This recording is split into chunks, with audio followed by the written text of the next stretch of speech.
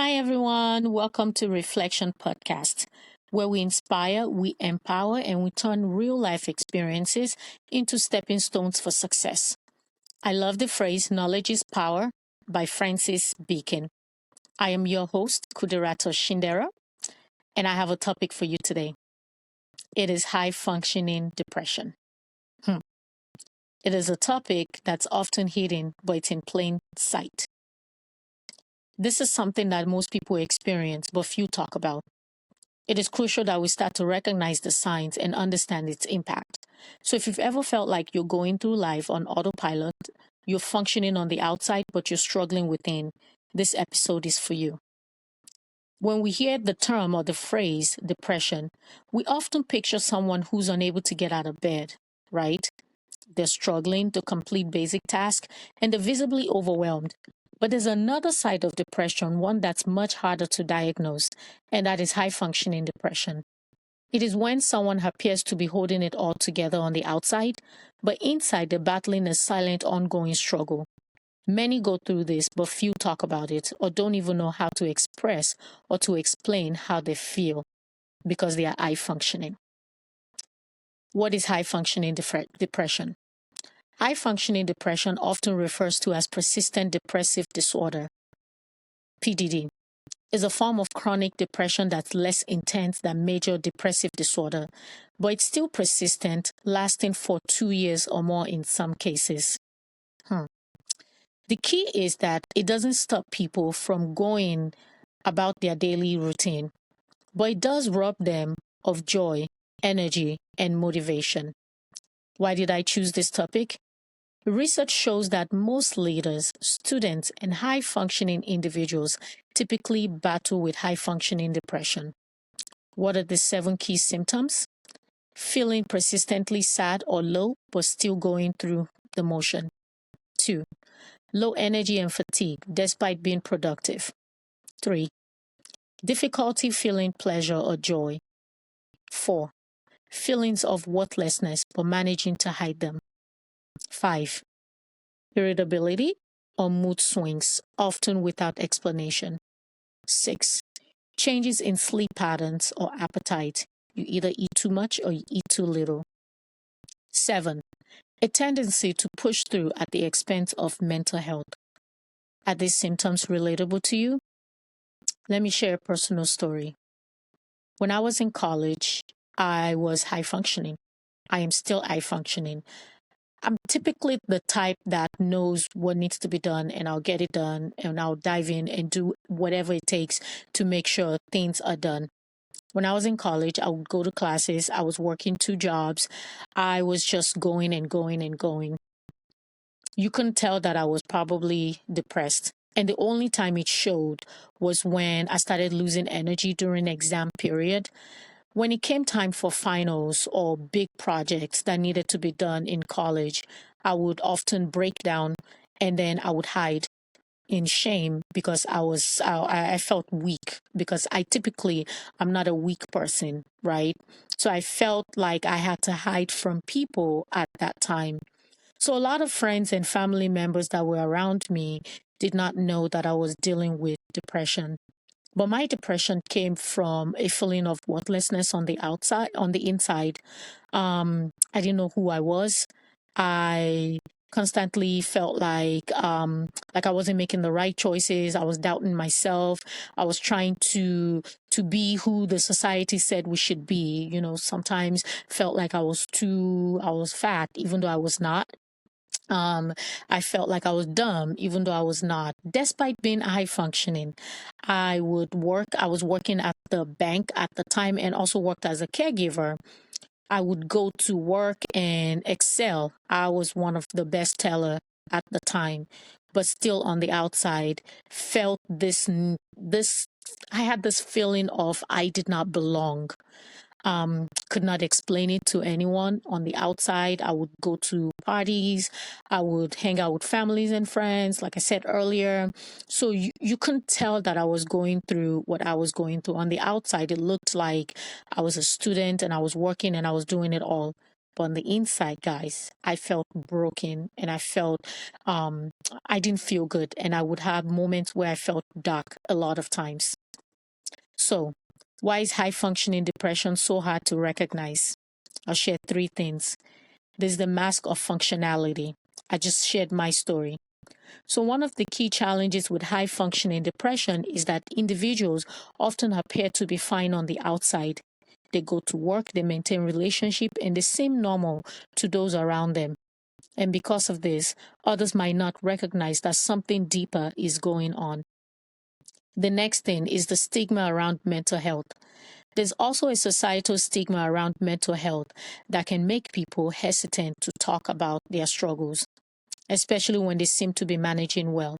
This can lead to feelings of isolation, as people may think that they just have to pretend and just get through things. Next is the pressure to be okay. In our culture, there's often pressure to keep up appearances, to be productive, to be positive, to push through, even when it feels like you're running on empty. This creates a cycle of doing without truly healing. So, now let's talk about the impact on daily life, work, and productivity. Many people with high functioning depression are highly productive at work or school. So, motivation is not the problem here, but it's at the cost of their mental health and physical health.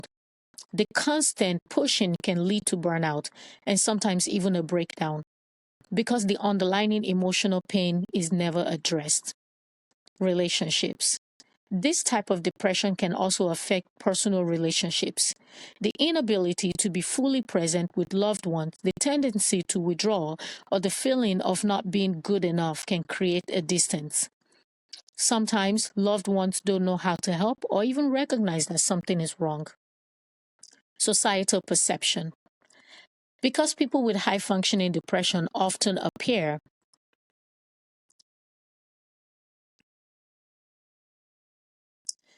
Because people with high functioning depression often appear to be fine, it can lead to a lack of empathy from others. Friends, family, or colleagues might dismiss their struggle, thinking if they are managing to get everything done, they must be okay. This can make the person feel even more alienated. Now, why is it important to talk about high functioning depression? Number one, we need to break the silence. Discussing high functioning depression is vital because it helps normalize their struggles. It is important for people to realize that they can be functioning outwardly, successful, and still be battling mental health challenges. Awareness and support. The more we talk about it, the easier it becomes for people to identify when they are struggling and, more importantly, to seek help. Mental health shouldn't be a topic we can't discuss. Everyone deserves support, no matter how well they appear to be. Next is validation of experience. Talking about high functioning depression validates the experience for those who might otherwise feel misunderstood or ignored. If you've ever felt like you're living in a fog while you're still getting by, you're not alone. Now, I like to talk about the solutions. How to cope with high functioning depression. First thing I have here is to accept and to acknowledge. The first step in addressing high functioning depression is to acknowledge it. It is okay to admit that you're struggling, even if you're still doing everything, even if you're still getting everything done. Self compassion is the key. Be honest about what you're going through. Small changes, big impact. Even small, consistent changes can make a difference. For example, getting more sleep, eating better, meditate, praying, integrating movement into your routine can help improve your mental health over time. However, these changes can be gradual, should be gradual rather, not forced. Don't force yourself to be active when you need to rest. Don't force yourself to be excessively positive when you just need to take a moment or you just need a timeout for yourself. So, seeking professional help. Depression can also come from constant negative thoughts that lead to feelings of helplessness, hopelessness, which creates doubt on the inside, even though you might seem successful. Remember the story that I shared earlier? My challenge was based on thoughts that I had that was constantly in my mind. You're not good enough. They're going to fire you. Oh my God, don't make any mistake. Oh, you don't speak well. You have an accent. All kinds of thoughts. You didn't choose the right career. You're failing your classes. Oh my God, you didn't pass your test. Oh my God, you're struggling. Oh, the laundry's not done. Oh, there's this and that happening. It was just constantly in my mind. This is where there's a recommendation of CBT. CBT is cognitive behavioral therapy. This can be incredibly helpful. And there's things on YouTube that you can read, but you can also find a therapist who specializes in this. This helps you to reframe negative thinking pattern and to develop coping strategies. Medication may also be a consideration depending on the severity of the depression. Lastly, this is my favorite, and this is building a support system. Having a support system is crucial, whether it's a friend, family, support group, talking to others that can help you feel less isolated.